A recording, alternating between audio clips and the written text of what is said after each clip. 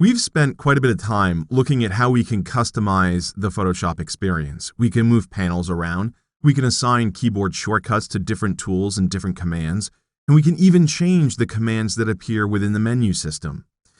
When you start configuring Photoshop in a way that best suits your needs, you may want to think about saving your workspace. What is a workspace?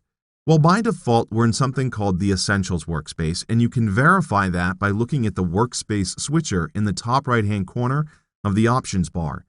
Like I said, we're using the Essentials workspace, but if you're a photographer or a motion designer, you may want to change it to a different default workspace. Let's say, for example, you're a 3D artist. Instead of working with Essentials, you may want to choose 3D, and you'll notice that different panels appear, and these panels appear to suit the needs of a 3D artist. At any point in time, you can switch to a different workspace. So if I want to get back to the Essentials workspace, I can simply select it here within the workspace switcher.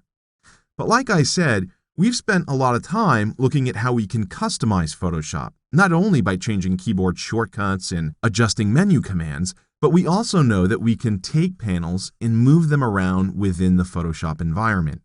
Now, as you do this, you may find that you're working in a particular way that makes this configuration very efficient.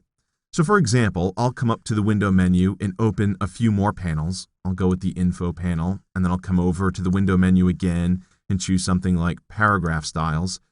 As I start adding all of these panels to the interface and even changing their location, for example, maybe I want a third column of panels, whatever the case may be, you may want to save this as a workspace so you can recall it at any point in time, much like you can any of these default workspaces. To do that, come down towards the bottom and choose New Workspace. At this point, I'll go ahead and save it as Matt's Workspace. And notice, not only will you capture the current configuration of the interface in terms of the panels, but you can also capture any keyboard shortcuts that you've established, any menu changes that you've made, and any modifications you've made to the toolbar. And at that point, you can click Save, and now it's available up here towards the top.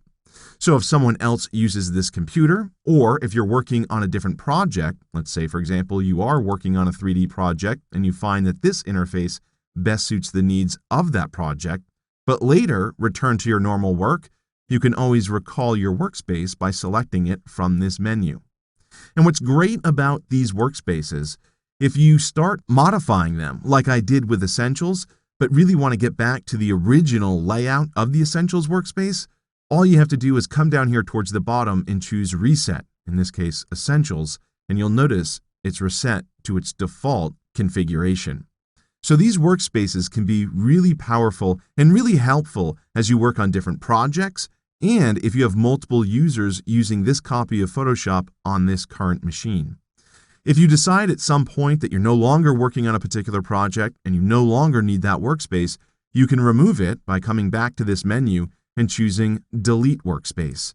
At that point, a dialog box will open where you can select the workspace that you want to delete.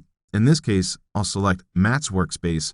Notice you can't select the currently active workspace, but in this case, I do want Matt's Workspace selected. I'll click Delete. I'll have to confirm that by clicking Yes, and you'll notice that it's now removed from the workspace switcher. So workspaces in Photoshop give you the ability to save an interface configuration, allowing you to recall it at any point in time.